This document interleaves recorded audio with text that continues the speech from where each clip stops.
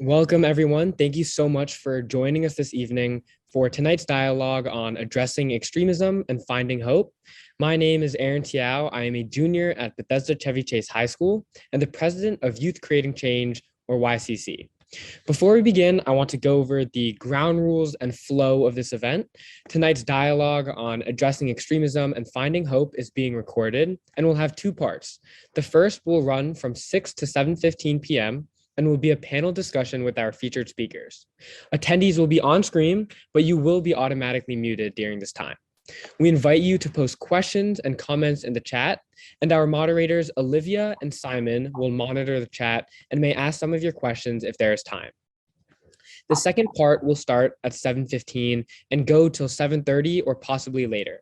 This will be an open dialogue moderated by CUAH board member Gillian Hubner. During this part, you will be unmuted and invited to share your thoughts verbally. You may also use the chat. I'd like to start the program by thanking the people who made tonight possible. That includes our featured panelists, Daryl Davis and Scott Shepard, and our moderators, Olivia Japong and Simon Debasai.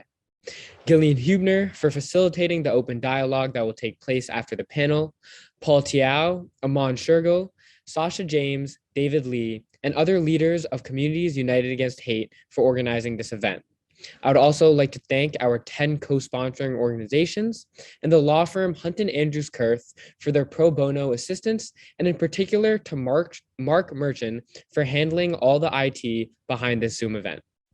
Our host organizations this evening are Communities United Against Hate, or CUAH, and its student-led project Youth Creating Change, or YCC. CUAH's mission is to unite our diverse community to combat bigotry, support victims of hate, and promote inclusiveness. In 2018, CUAH launched Youth Creating Change, a student-led social justice incubator that has provided more than 150 youth activists with grant funding, mentorship, grassroots organizing training, public recognition, and opportunities to engage decision makers on their projects during an annual social change conference held in April. During the last few years, CUAH and YCC have been organizing intergenerational dialogues addressing hate, discrimination, pandemic, disinformation on social media, restorative justice practices, and other topics. Tonight's dialogue builds on our earlier work and addresses a challenge that lies at the heart of what Congress is dealing with on a daily basis regarding the insurrection at the Capitol building on January 6th, 2021. With that, it is my pleasure to introduce tonight's moderator. Olivia Japong is a freshman at the University of Missouri, where she is a Stamps and Walter Williams Scholar. She is double majoring in journalism and political science with a minor in constitutional democracy. She is also a data editor of the Maneater student newspaper and Detour, a Black travel magazine. Olivia grew up in Silver Spring, Maryland, where she attended James Hubert Blake High School, and she was also the president of Youth Creating Change last year. Simon Debasai is a sophomore at Yale University, where he is studying African history with a concentration in social change movements, decolonization, and revolution. At Yale, Simon is a research assistant in the African American Studies Department, serves as the community outreach chair for the Yale Black Men's Union, and works as a program coordinator for Yale's TSAI Center for Innovative Thinking. Simon grew up in Silver Spring and attended Springbrook High School, and he co-founded Youth Creating Change in 2018 and is the former chair of its grassroots organizer training committee. With that, it is my pleasure to hand it off to Olivia Japong. Hi, everyone. Thank you so much for joining us tonight.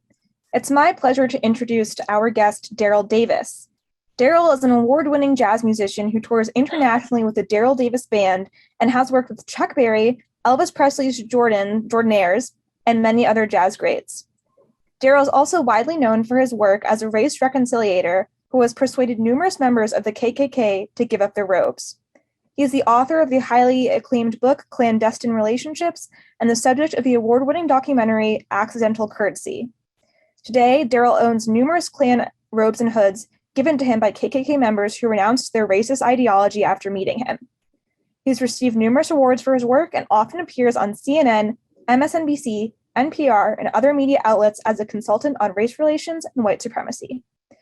Thank you for joining us, Daryl. I'll start with a couple questions. Could you please tell us about your background and how did you get to where you are today? And are there any specific moments in your early life that may have inspired this journey? Thank you, Olivia, very much. I appreciate that. Well, first of all, I will be 64 years of age later this month. So my journey started a long time ago, a lot longer than you've been around. But when I was a child, I was a kid of parents in the U.S. Foreign Service. So I grew up as an American embassy kid, traveling all around the world, starting at the age of 3 in 1961, because I was born in 1958. And today, as a professional musician, I once again am traveling around the world, playing music and giving lectures. When you combine my childhood travels with my adulthood travels, I have now been in a total of 61 countries on 6 continents, and I've been to all 50 of our states and performed in all 50 of our states. All that is to say that I have been exposed to a multitude of skin colors, ethnicities, religions, cultures, ideologies, beliefs, practices, etc. And all of that has helped shape who I've become and led me to being who I am today and my perspectives on humanity. Now, one thing that got me involved in this, that brought me here to the vocation that I'm doing today, race reconciliation, along with the music, is an incident that happened when I was 10 years of age. I was back home in this country in between my dad's assignments, and I was marching with an all-white Cub Scout parade. And I was the only Black participant in this parade.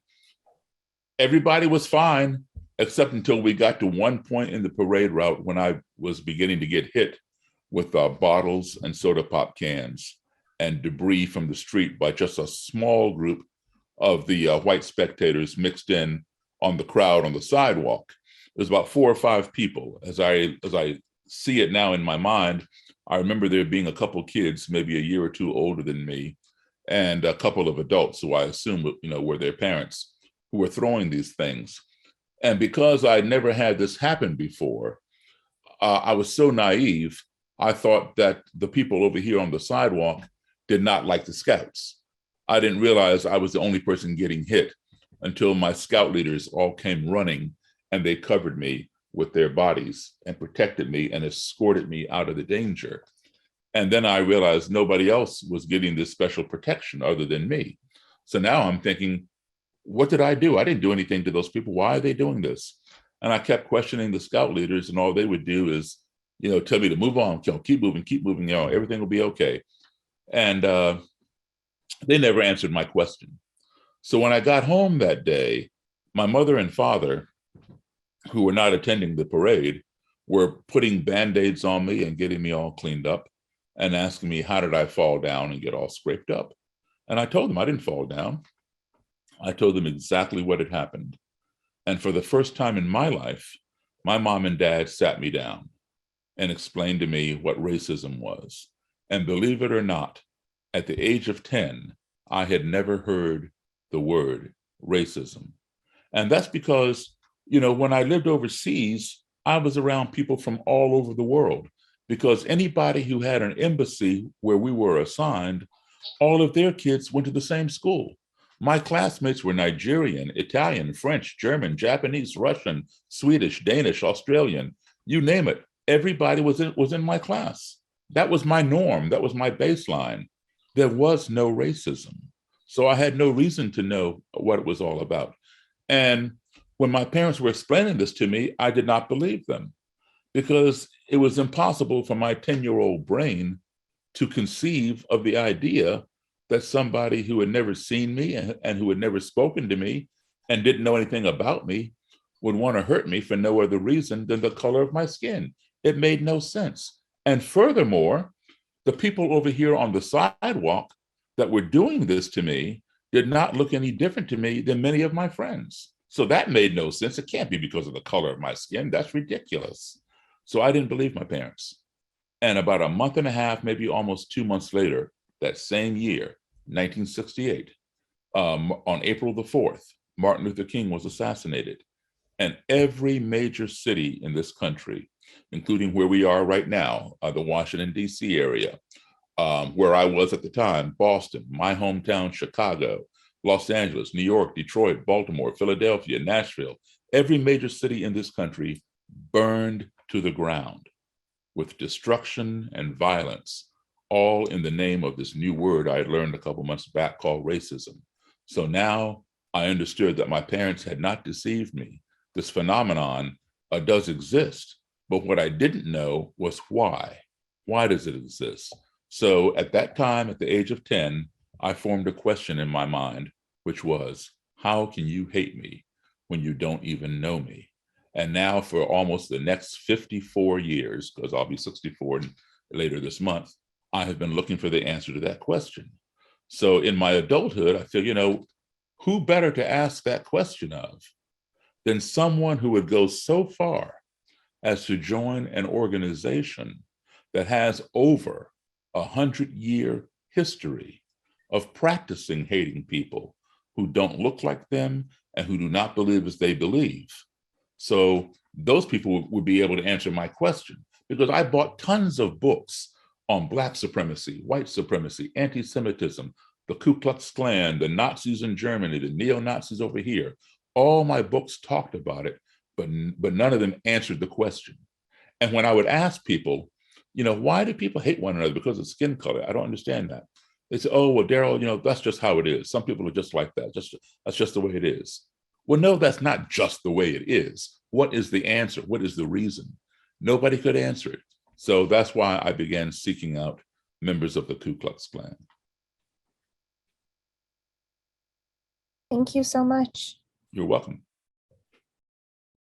Thank you. Thank you so much for your amazing introduction, Daryl. Thank you, I'd Simon. also, of course, yeah. So it's my privilege to introduce Scott Shepard. Scott is a former Grand Dragon in the Tennessee KKK. He joined the KKK as a young teenager and was once a political candidate for statewide office in Tennessee. There he campaigned openly as a white nationalist. Later in life, Scott changed his views on race and discrimination and became a reformed racist. He now works with young people to persuade them not to be racist. So I'd kind of like to pose some of the same questions that Olivia just did to Daryl, to Scott. Could you please tell us a little bit about your background?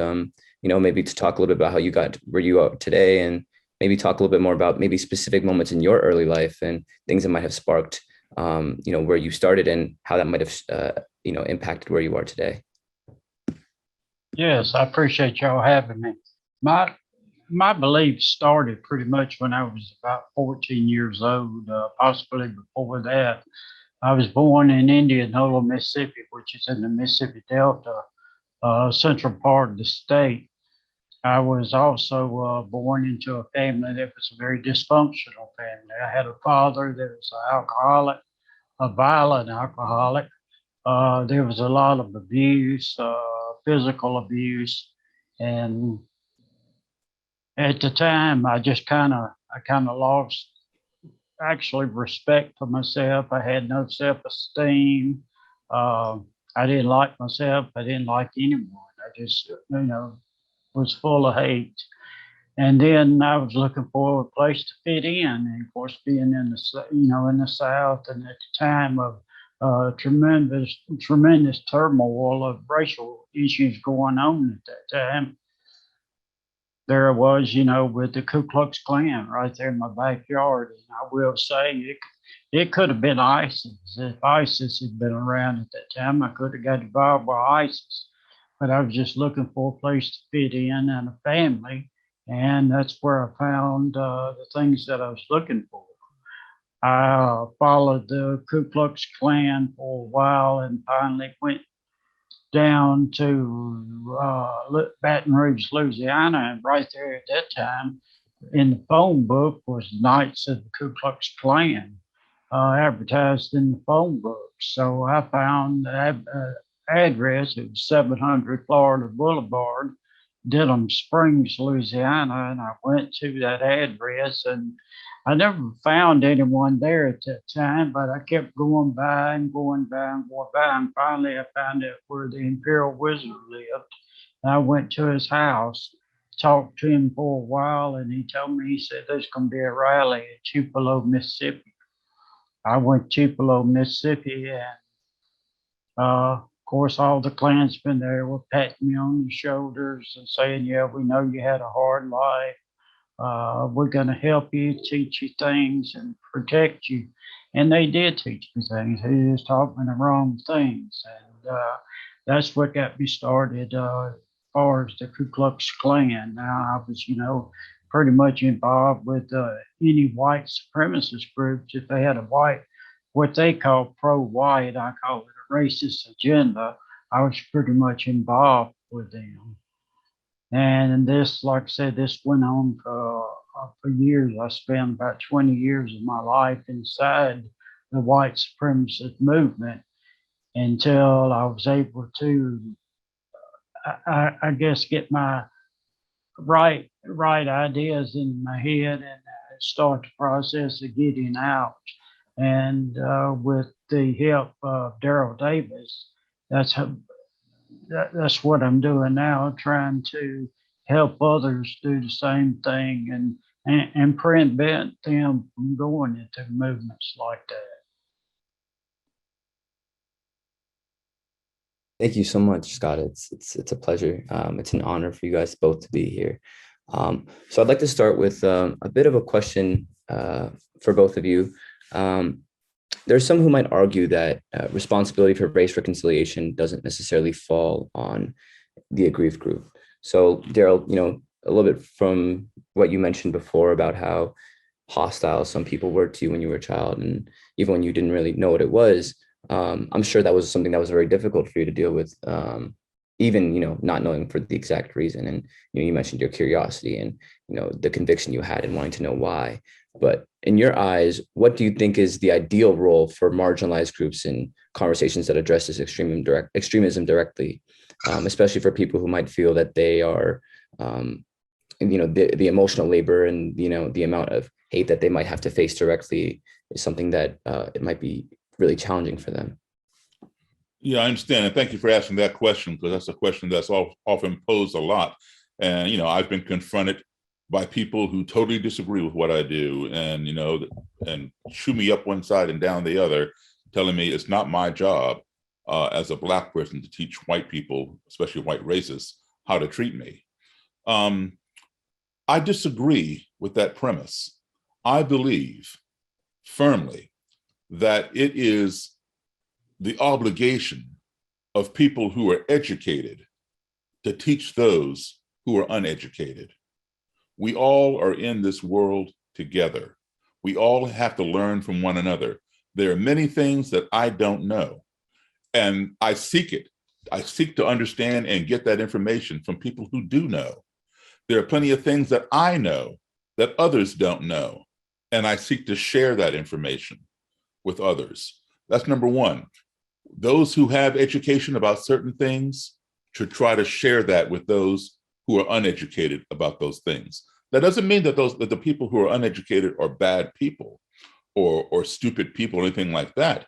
Many of them simply don't know because they've not been exposed. Exposure also gives you an education. When you become exposed to something, then you better understand it. You lose some of the ignorance that you may have had. And I don't use the term ignorance in a derogatory sense. I use it in a sense of someone being unaware. So I feel that if I have something to share with somebody that doesn't know, I'm going to share it. And I would hope it would be reciprocated for things that I don't know. That's number one. Number two, as a minority, as someone who belongs to a group of people who have been marginalized, I have been in this country for 400 years. Now, what do I mean by that? I am the descendant of slaves, okay? Slaves came here in 1619, 402 years ago. So 403 years ago now, as of 2022. So, when you have been marginalized for 403 years and nothing else seems to work, then maybe you better start teaching people how to treat you if they're not treating you any better in that many years, unless you want to continue being treated that way. So I don't buy into that belief system that it's not my job to teach other people how to treat me. Yes, it is my job to teach people how to treat me if I want to be treated the way I want to be treated. Thank you. Thank you for that response. And Scott, you're free to answer in any way you'd like as well. Well, I pretty much agree with Daryl. You know, it's of course he's experienced racism when he was younger, and then he spent all these years educating himself, and knows a good bit, probably a lot more than I do, or anyone, about racism. I feel the same way. It's an obligation of myself to try to, bring unity to the races in this country. I spent a lot of years as a divider and causing, even more hatred, between people in this country. And I think, I take full responsibility for the things I did also. And I think it's a responsibility of myself to try to stop the racial hatred in this country. Thank you. Thank you so much to both Daryl and Scott. I have a bit more of like an anecdotal question for you. So we can start with Daryl. Drawing from your experiences with individuals who formerly espoused and participated in hateful actions, what was the most effective strategy you employed to convince them of your perspective? This kind of goes along with one of the questions from the chat that we have. What one statement or question has helped the most people begin to undo racist patterns of thinking? Okay, let me answer that two ways. One, I have a toolbox full of tools that help me to show people things so that they can see things from another perspective. As I mentioned earlier, I've been to 61 different countries on 6 continents and been to all 50 states. I can tell you something. No matter how far I go from this country, whether it's right next door, this is my own country, of course, whether it's right next door to Canada or right next door to Mexico, or whether it's halfway around the world, no matter how different the people may be who I encounter, they may not look like me, they may not speak my language, they may not worship as I do, but I always conclude one thing when I return home, that everybody I encountered is a human being. And as such, everybody wants these 5 core values in their lives, no matter where they are on this planet. We all want to be loved. We all want to be respected. We all want to be heard. We all want to be treated fairly. And we all want the same thing for our family as anybody else wants for their family. And if we can learn to apply those 5 core values or any of those values when we find ourselves in an adversarial situation or in a culture or society in which we are unfamiliar, I will guarantee you that your navigation will be much more positive and much more smooth. And so I've been applying those values with people who are opposed to what I do. And you can apply it in racial situations, but it doesn't even have to be race. It could be some other divisive topic. Like, for example, let's take race off the table for a second. There are plenty of hot topics out here: abortion, nuclear weapons. Just now, the invasion of Ukraine, the last presidential election, global warming, the war in the Middle East. These are all hot topics. You might be on one side, somebody else might be on the other side. But if you apply those 5 core values, show love, show respect, let people be heard, treat them fairly, and realize they want the same for their family as you want for yours, that is how you have a civil conversation. And conversations need to be had. I'm a firm believer that a missed opportunity for dialogue is a missed opportunity for conflict resolution. That's number 1. Number 2,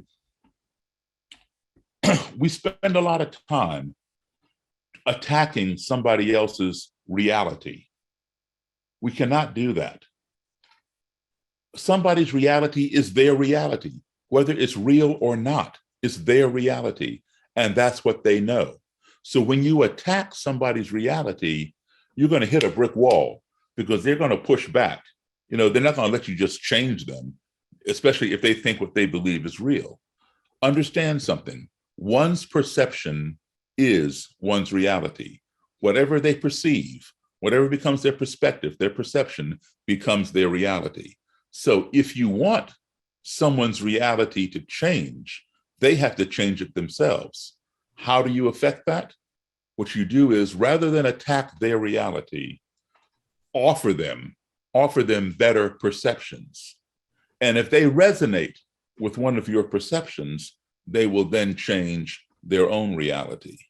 Like, for example, let me give you a quick hypothetical example.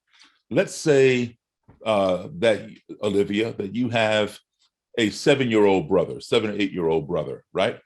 And he goes to a magic show with one of his little friends and their parents. And he comes home and he tells you that on this show, this magician, he asked for a female volunteer and 50 women raised their hand.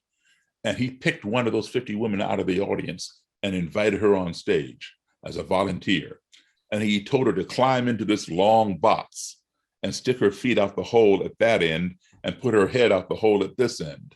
And then he closed the lid and he told her to wiggle her feet out that hole. So she moved her feet up and down. And then he took a chainsaw and he cut that box in half. The saw came out the bottom of the box.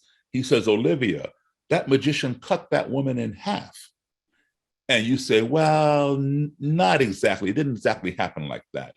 He says, yes, it did. I'm telling you, I saw it with my own eyes. I know it. You weren't even there. You weren't there. You didn't see it. I saw it. He cut her in half. Her body was stretched out in this box. And then to make it even more real, he tells you that after the guy cut the box in half, he took the half of the box with the feet and moved it over here to this side of the stage, and then took the half of the box with the head and moved it over to that side of the stage. And then he walked over there to the head and started talking to this woman's head. And the woman's head began talking back to him. And then he brought the two halves back together and opened the lid, and the woman climbed out, full form, no blood, she's all back together. And you say, no, it was an illusion. No, it wasn't. I'm telling you, I saw it. So you were trying to attack his reality, and that's what you get, contention. So what you had best do is give him a better perception. You know, at your age, that nobody can take a chainsaw and cut somebody in half and put them back together. So you know it's not real. So, but he doesn't know that. He knows what he saw. So you say to him, listen, I understand what you're saying, but do you think perhaps, just perhaps, that out of the 50 women that raised their hand, and he picked one out of the audience to bring up on stage, that just maybe that woman works for him? Maybe he planted her in the audience. She knows the trick, and she follows all around the country with him and does that. He always picks her out of the audience. And then when he has her climb inside the box, there is a pair of mannequin legs laying on the floor of the box. And she picks them up. The mannequin legs are wearing the same stockings and same shoes that she's wearing. She picks them up in her hand and she shoves them out the hole in the box. So it looks like her feet are sticking out that hole. Meanwhile, she brings her own knees, her own legs up under her chest. So her whole body is on that half of the box. So when he asks her to wiggle her feet, she just shakes those legs with her hand and they wiggle. And then when he cuts the box in half, he doesn't even touch her because her whole body is on that half of the box. And then he separates the two halves. Now, obviously, her feet are in that half of the box, right? Those mannequin legs. So now they can't move because her body is all the way over there. So he has to distract your attention from those legs. So he walks over to the head and begins talking to it. And of course, it talks back because her whole body is there. And then he brings the two halves back together. She pulls the dummy legs out of the hole, leaves them on the floor of the box, and she climbs out, and voila, there she is. So then your brother says, I guess that would be the only way that could work. So you see what's happened? You have offered him a better perception, and one's perception is one's reality. So your perception becomes his reality. That's why I say, don't attack somebody's reality. Offer them better perceptions. Great. Thank you so much, Scott. Do you have anything to add to that? Maybe in your own conversations with former or even current KKK members? Yes, of course, I've ran into some of the same situations. You know, people that are deeply embedded with some of these beliefs and stuff. They find it as they seem to think it's a weakness if they give in to the conversations that you have with them. And of course, I agree with Daryl. You know, conversation and communication is the best thing that we can use to try to help some of these people.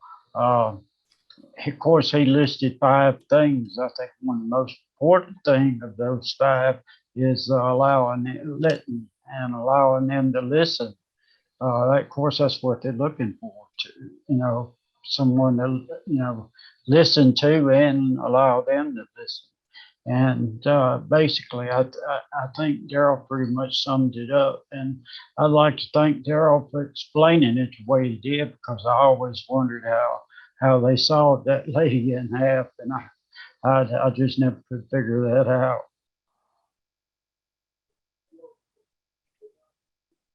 Thank you. Thank you both for wonderful responses. The last question we wanted to ask for you guys before we get into some questions from the chat was, maybe if you guys could impart some advice. Do you guys have any advice for advocates or aspirants who are interested in working in the same field as you? Also, maybe if we could think how this could be applied more broadly as far as like the mindset that you guys have sort of brought to these types of conversations, maybe into the political sphere or the legislative sphere. How do you guys sort of envision that? We can start with Daryl. Yeah, how do I envision? I missed the last part that you said. Yeah, so essentially we were just saying, if you guys had any advice for people who want to work specifically in the types of the sphere that you're working in now, but maybe thinking about how the mindset and the strategies that you've used could be applied more broadly, maybe in the political sphere or legislative sphere, economic sphere. Yeah, absolutely. Those 5 principles, those 5 core values are very, very powerful. And if they can work in the extreme, and we're talking a Black man and a Ku Klux Klan leader, all right? If they can bring those 2 people together, there is no reason why people from different political parties or people even in the same family, I've heard of families getting all divided over the dinner table. They don't even want to go to dinner with their brother or sister because that person voted for that candidate and I voted for this candidate, so we don't talk to each other and we can't even have dinner together at Thanksgiving. We have a lot of that kind of division. That is ridiculous. That is ridiculous. I mentioned people want to be loved. They want to be respected. They want to be heard. They want to be treated fairly. They want the same thing for their family as anybody else wants for their family. Apply those principles. Listen, it doesn't matter who wins or who loses the candidacy of President of the United States. That person is only going to be in the White House for a minimum of 4 years, a maximum of 8 years. How long have you been with your family? You have been with your family for decades. How long have you known your friends? You may have known your friends your whole life, and you're going to let somebody who's only around for 4 or 8 years tear your family apart, tear your friendships apart? That's crazy. Sure, people are entitled to vote for whoever they want to vote for, whether you like that person or not. When I say respect, like when I sit there and listen to Klan leaders tell me that I'm inferior, that I'm a criminal because I have Black skin, or that I'm lazy because I have Black skin, or I'm not as intelligent as white people because I have Black skin. Are those things offensive? Yes, they're absolutely offensive. Am I offended by it? No, absolutely not. You know why? Because I know who I am. And this person doesn't know me, obviously. So why would you let somebody who doesn't know you determine who you are. Let them go ahead and talk, let them blow off their steam or whatever. And when I say respect, I don't mean that I respect what they say. I simply respect their right to say it. And I just want to take maybe just less than 2 minutes and show you something. I'm going to show you a little clip of me at a Klan rally. And this guy was an imperial wizard. Let me just, for those of you who don't understand the terminology, the term Grand Dragon means state leader, what we would refer to as a governor. So a Grand Dragon would be the state leader of that particular Klan chapter in that state. An imperial wizard means national leader, what you and I might refer to as the president, who oversees all the states. So this particular fellow, his name is Roger Kelly, he was an imperial wizard. And I want you to listen to what he says. He's going to use an offensive word, the N word, as we say, but don't let that throw you. Listen to what he says, and listen to what he says about respect. Davis is one of the few African Americans you will ever find attending a KKK rally. More than attending, he is welcome. I got more respect for that black man than I do you white niggers out there. As friendship transcended the color barrier. Listen to Kelly at a Klan rally. I will follow that man to hell and back because I believe in what he stands for and he believes in what I stand for. A lot of times we don't agree with everything, but at least he respects me to sit down and listen to me. And I respect him to sit down and listen to him. The strange relationship of a KKK wizard and his black buddy. In Washington, I'm Carl Rochelle, CNN Sunday Morning. Okay. Now, you heard that imperial wizard say, what he said was, we may not agree on everything, but at least he respects me to sit down and listen to me, and I respect him to sit down and listen to him. Those were his words. If you don't take anything else home with you tonight, take those words home. Because in that one sentence, he named 3 of those 5 core values. He said, I respected him. He said, I sat down and listened to him. That means I allowed him to be heard, right? He said, because I respected him and sat down and listened to him, he respected me and sat down and listened to me. That's treating each other fairly. I gave him what he wanted. He gave me what I wanted. We treated each other fairly. Those 3 core values that I applied to him over time, when I continued that respect, allowing him to be heard, treating him fairly, he eventually quit the Ku Klux Klan, renounced it, and he gave me his robe and hood. This is the same robe and hood that you saw him wearing in that video clip that I just showed you from CNN. And this here is, of course, what's called the hood. This is the hood, this is the mask. Members who don't want to be identified, they wear this mask. The mask is snapped on with 3 snaps or Velcro, so you can't see them. They see you out these eyelets. If they don't care that their identity is revealed, they take off the mask, detach it, and the face is exposed under the hood. And you saw people with their faces covered, people with their faces exposed. What made him change his mind? He had risen from just plain Klansman all the way up to imperial wizard. Those values that I gave you. A missed opportunity for dialogue is a missed opportunity for conflict resolution.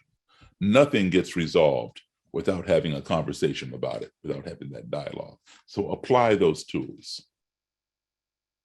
If I can do it at that extreme, certainly you can do it at the dinner table with your family. You can do it with your friends who belong to a different political party, or somebody who has a different view on abortion or on global warming or the environment or whatever else. Thank you, Daryl. Thank and you. you know, we Scott, if you'd like to answer this question, maybe we could adjust the question a little bit. If you'd like to speak to maybe your specific experience and maybe advice or some insights you had from, you know, your conversations with Daryl and some of the major things that you learned that you might be able to impart on other people who might have been going down a similar path. But feel free to answer the question however you'd like. Well, sure. I'd like to back up a little bit first and kind of clear up my comment, what I made about Daryl when you gave the analogy of the magician. What I meant was they gave me a great perspective, a different perspective for myself to look at it that way. I never looked at it that way. And I think it's a great comment and something that would really, help me working with some of these people that we're trying to, get out of the white power, or what they call white power movement. Now, of course, now what Darrell was talking about, as far as communication and the perspective with different people and knowledge and trying to bring each other together. Of course, I think it takes me right back to an old example that I've used before. You take a cafeteria, and races are separated. Not forced, but that people just they feel like feel more comfortable about with their own people. And I think it's going to take just getting up off your bench and walking across the room and sitting down with these different people and start communicating with them and hopefully find out what you have in common and develop a relationship that way. I think that's possibly one of the greatest things we could do. Thank you. Great, thank you so much. Now I think we're going to turn it over to asking questions from the chat. So this first question, Daryl, you mentioned obviously like you have these talks with members of the KKK, and you've explained how applying these same 5 core values in any sort of dialogue can help with resolving family conflicts, and can be applied to many different spheres. But if a change maker wants to go beyond just one-on-one conversations, like let's say this is happening at the global political level, geopolitical level with theoretically Ukraine and Russia, right?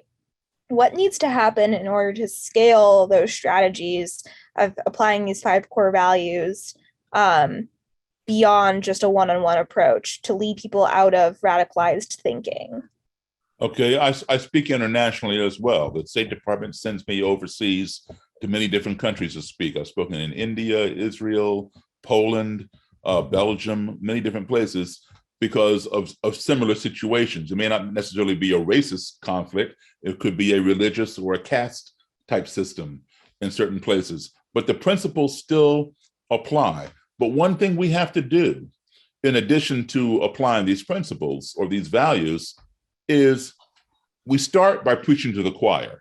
We find like-minded people, who understand, what the concept is, and we get everybody on the same page. But then the problem happens is that these like-minded people, let's say you and I and Simon and Scott, let's say Scott is still in the Klan or something, but you and I and Simon, we all are on the same page. We think racism is bad. We think we need to change this. And we meet the second Wednesday of every month and we talk about how bad racism is. Okay, that's good. That's good for maybe the first couple of months. But then we do it all year long. What are we doing at that point? We are preaching to the choir. Why am I telling you how bad racism is if you already know it? I'm not accomplishing anything. So then I say, hey, you know what? There's this guy, Scott Shepard, who lives across town. Oh yeah, I know who he is. He's that white supremacist guy. What about him? Well, you know what? Maybe we should invite him to our Wednesday meeting and see what he has to say. Oh no, we can't have him there. And he's a racist. He's a white supremacist. No, I don't want to talk to him. That's where the problem happens. So we just keep meeting every Wednesday, talking about how bad racism is. It just goes around and around to the same people. We become an echo chamber. We need to invite somebody who disagrees with us and bring them into our group, sit there and listen to them. Yes, we're going to hear things that are offensive. Yes, we're going to hear things that we don't agree with. But how do we learn how to address the problem until we hear the problem? We have to know what they think. what they fear, that kind of thing. The more information we have, the better the solution can be that we come up with to address the problem. So we invite Scott over, and he tells us why he doesn't like Black people, why he doesn't like Jewish people or gay people or whatever it is he doesn't like. We listen and we understand what it is he's fearing about them. We hear his misperceptions about them. And then we say, okay, well, we appreciate your time. We show him respect. We may not respect what he's saying, but we are respecting his right to say it. And that gives us the information to show him things that dispel what he already believes. We offer him different perceptions. And then he's like, wow, I went over there and met with these people. Some of them were people I didn't even like before I got there. And now we're friends. Scott is my brother. I consider Scott to be my brother. Okay.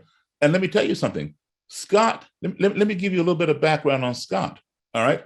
Scott comes from the Mississippi Delta. All right. He comes from the same place. In fact, he knew the people who murdered the 3 civil rights workers in Mississippi. He knew some of the people that bombed the 16th Street Baptist Church. You saw that killed the 4 little Black girls. You all have studied Medgar Evers, the great civil rights leader with the NAACP, who was murdered by the Klan. The Klansman who murdered Medgar Evers was a guy named Byron de la Beckwith. Byron de la Beckwith was Scott's godfather.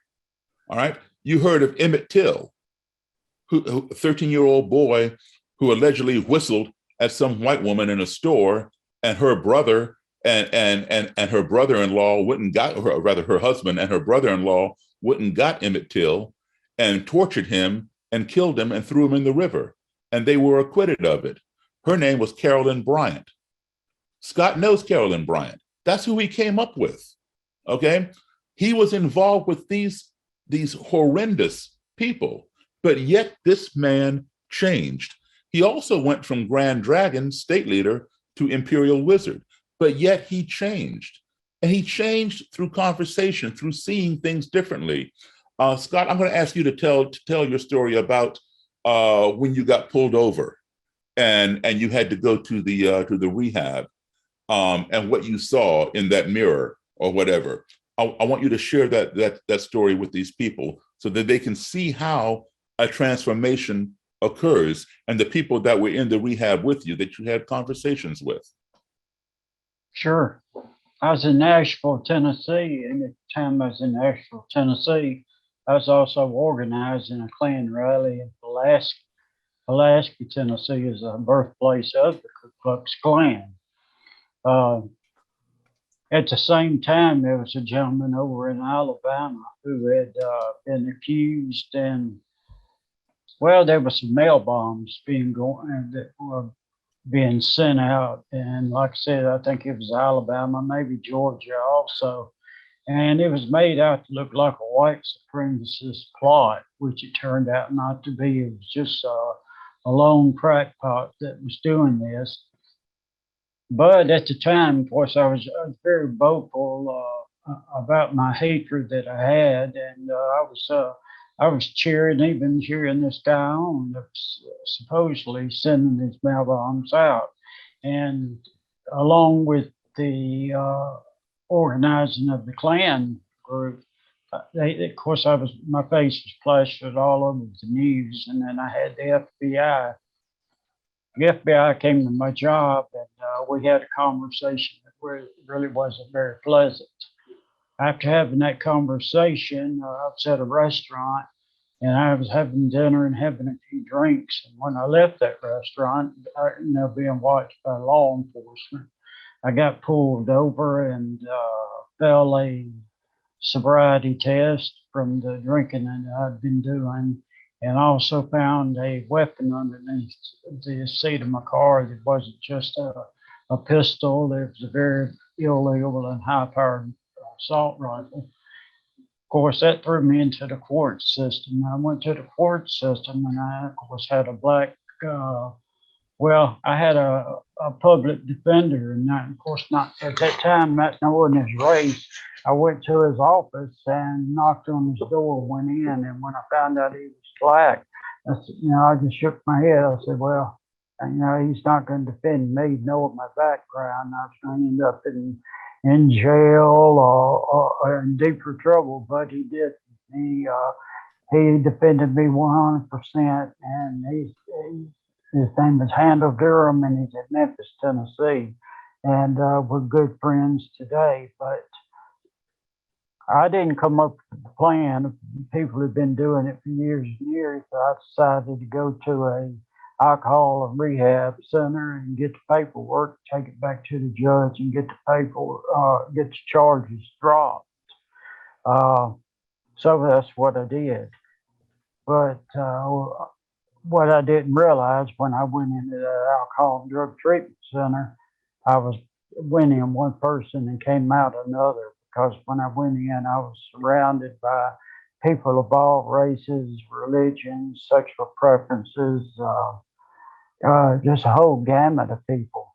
And we had to sit down and, of course, in group meetings together and have counseling, and we shared intimate details with each other about our life.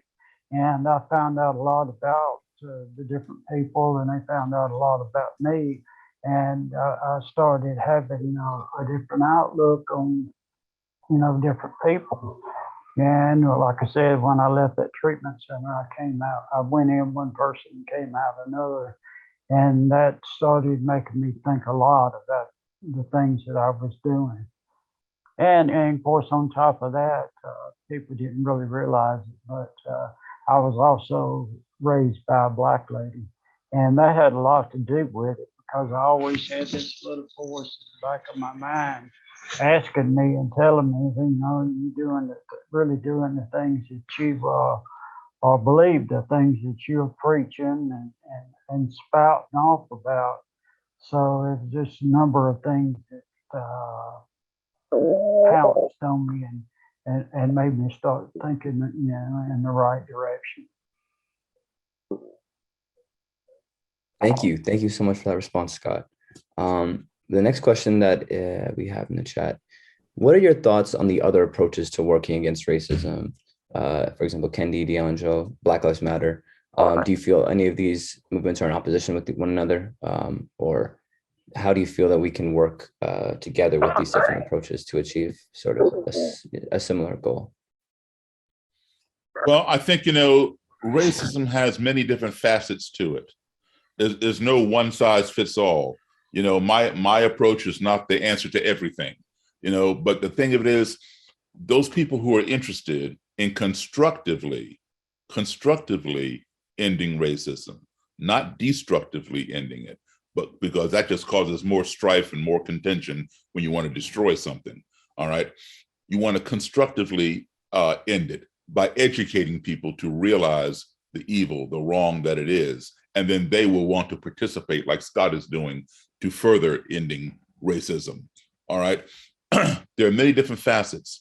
I'm not saying my way is the best. My way is effective. There are other effective ways. You have individual racism, you have systemic racism, institutionalized racism. All these things need to be addressed on each facet. But the thing is, we need to work together. We need to work together on this. Not saying, don't do what he's doing. It's not his responsibility to teach people how to treat us. You need to do this. No, we need to work together, because we all want the same goal. And furthermore, very, very important is this. It used to be when, let's say I'm walking down the street and there's a white guy and a Black guy down on the sidewalk, and they're arguing about something. I don't know either one of them, but I'm heading in that direction. And the white guy is calling the Black guy stupid. The Black guy is calling the white guy an idiot, or whatever. I don't know anything about what they're arguing about. I don't care. Maybe the white guy is an idiot. Maybe the Black guy is stupid. I don't know. But I'm just going to keep on walking because it's not my argument, right? But as I go by them, the white guy calls the Black guy the N-word. Whoa, I'm going to stop. I'm going to turn around and I'm going to come back.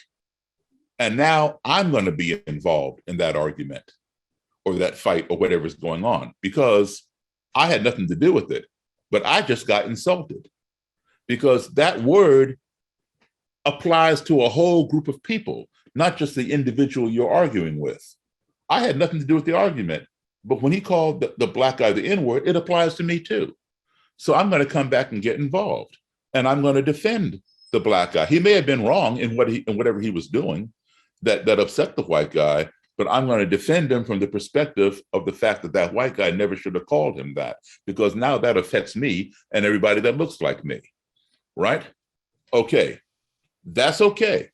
But now let's say, let me change the scenario. Let's say I'm walking down the street and there's a black guy and a Jewish person having an argument on the sidewalk, and I don't know either one of them. And I go on by, and as I pass by, the black guy calls the Jewish fellow an anti-Semitic epithet. Should I say, well, you know what? I'm not Jewish, so I'm just going to keep on going? That's the way a lot of people react. I say, no, I should come back. Even though I'm black, even though I'm not Jewish, I should come back and defend that Jewish person. Because if you have an argument with somebody and you think that person is wrong, fine, you can express how much you feel that person is wrong, but don't express something that affects that person's whole religion or that person's whole ethnic group, okay, or that person's parents or anything like that. Deal with the individual. Now, just because I'm not Jewish does not mean I should ignore what's happening. I should come back and defend that Jewish person, even if he was wrong, defend him from being called what that guy called him, even if he's wrong, because that applies to everybody who's Jewish. We got to protect not only ourselves and people who look like us or worship like us, but we got to protect other people from discrimination. When we start fighting discrimination universally, then we close that thing down, we shut it down. We can't just defend ourselves. Let's stick up for each other, because you know what? Race is a man-made construct. There's only one race, it's the human race. And that's why I say we have to educate one another. It is our job to educate those who may not know something that we know. So we must defend each other, universally fight discrimination, not just for our own kind. And that way we accelerate the eradication of discrimination. Okay, we just got another question. But Scott, if you'd also like to touch on this, if in any way you'd like. Of course, Daryl pretty much explained it. I don't know if I could explain it any better than what he did. Mm-hmm. I learned a lot from Daryl just by listening, and I think he pretty much explained it too. Best it could be explained. You know, it's like this. I mean, if you're a man and somebody is abusing or you know, discriminating against some female, should you walk by and let it go because you're not a female? Did you forget that maybe a female gave birth to you? It could have been your mother. It could have been your sister. It could have been your daughter. You know, just because you're a man doesn't mean you can't defend a female. Just because you're white doesn't mean you can't defend somebody who's black. Or if you're black, you can't defend somebody who's white or gay or Muslim or Jewish or Christian or whatever, or atheist, whatever. We need to stop categorizing and pigeonholing people into certain compartments. Compartmentalizing, I guess, is the word. Let's be pro-human instead of being anti-anything. Let's be pro-human.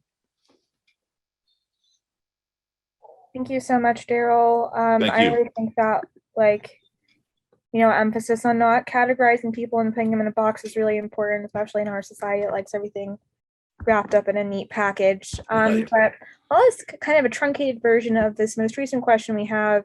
Maybe when you're answering it, you can pair it with an example of a real time where you put this to work. But say someone is an anti-Semite and is Islamophobic. They want to sit down, or you're trying to invite them to sit down to have a conversation to help them change or resolve their feelings towards Jews and Muslims. How would you actually go about inviting that person to sit down for that conversation with or about people that they may hate. Can you provide an example of a time when you actually did that, whether it's with a member of the KKK or someone else? I do that all the time. But first, I have to be able to trust that person, and I have to have that person trust me.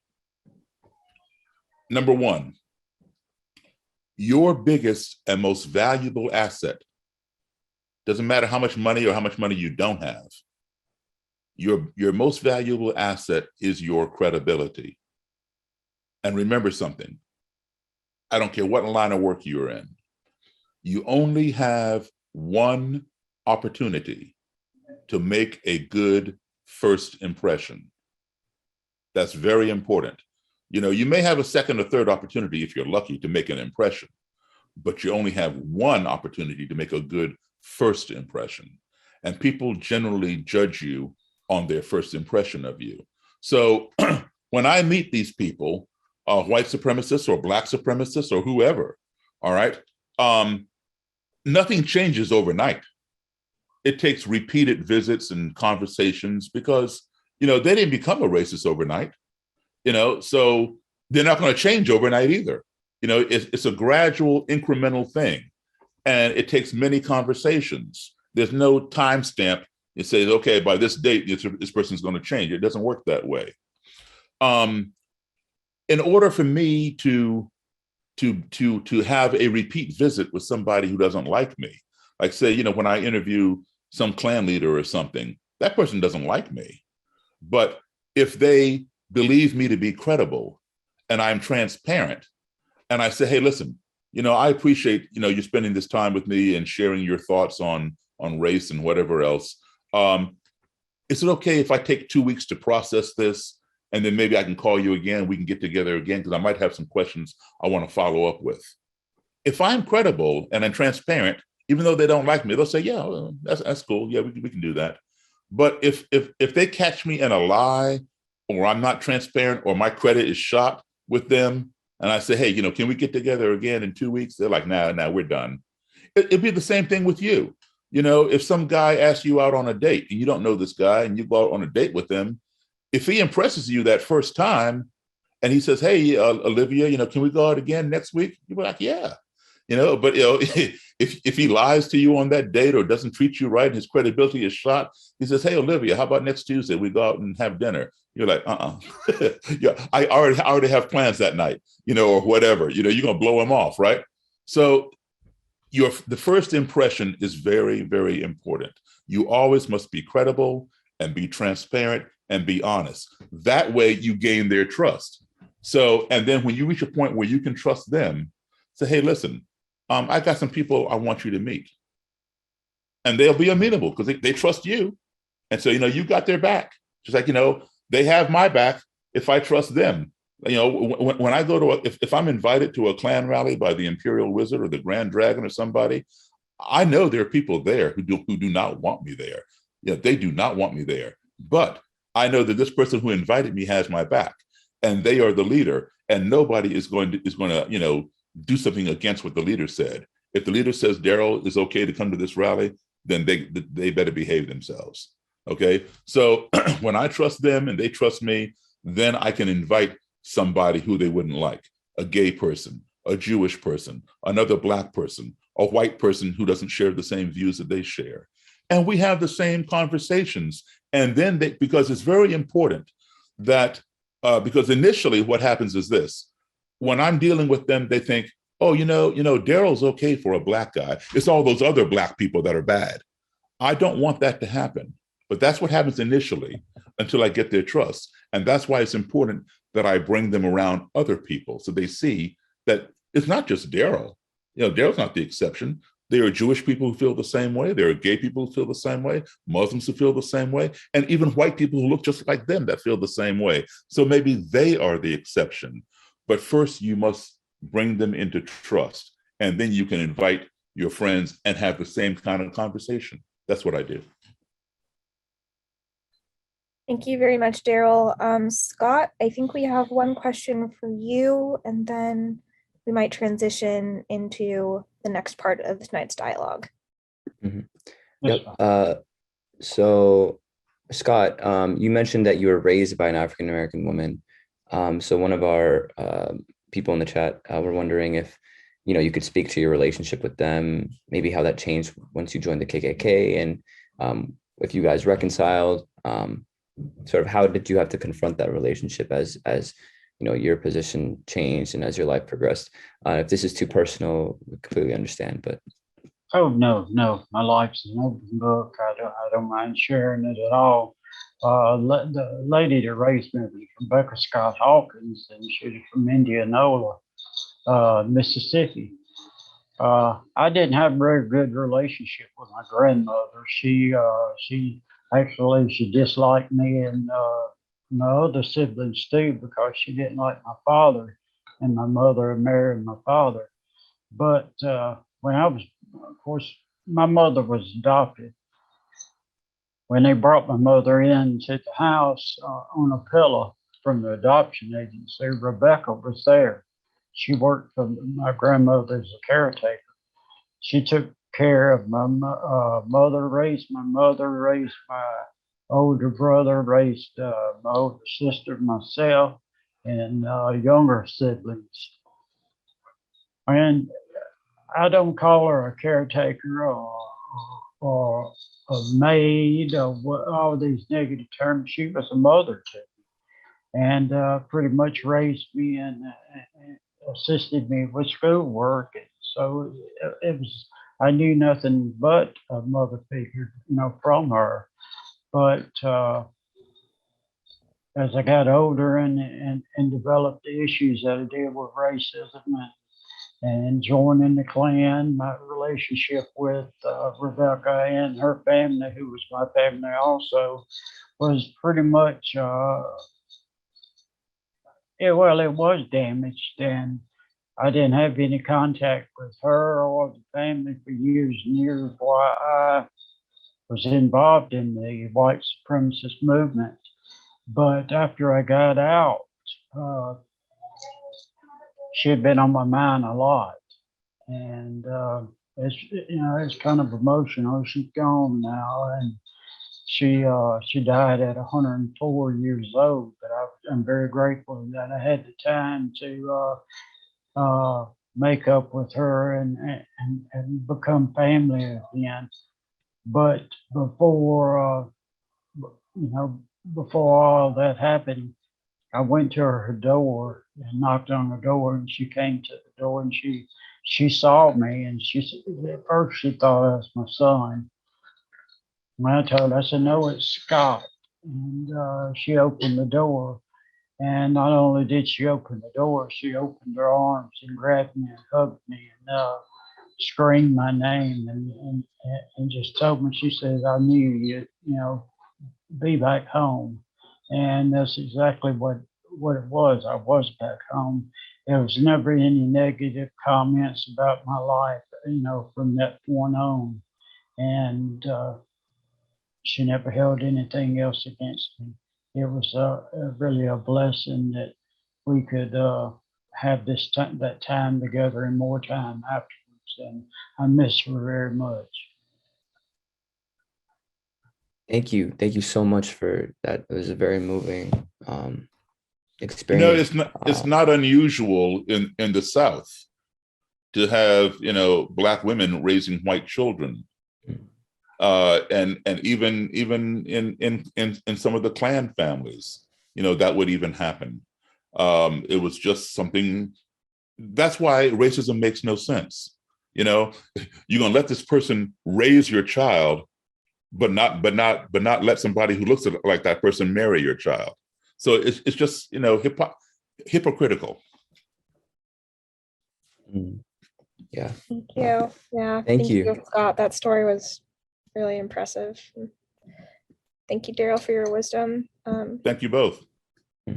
Okay, so we're going to conclude this part of the dialogue, and then Simon is going to thank our guests. I'd like to thank you guys both for coming, Daryl and Scott, and thank you for everything you do. We really appreciate you participating tonight, and this is a very important and necessary dialogue, in this day and age, and it has been for, ever since in these past 403 years, it's always been a very necessary dialogue. And we really thank you for contributing to that now. Well, I thank you, Simon and Olivia and Paul and everybody who put this on, because without you people helping us get this message out, we're working for nothing. We're not accomplishing anything. And a lot of people, unfortunately, are afraid to have these talks. They're afraid of these conversations. They'd rather, I don't want to talk about that. Keep it. If I don't see it, then it doesn't exist, or keep it locked in the closet, keep it under the rug. These things have to come out. They have to be addressed, which is why I appreciate you all so much for giving us this platform, and everybody here who's attending this Zoom call for tuning in and listening, and perhaps sharing some of these things that Scott has had to say, and Simon and Olivia have asked great questions.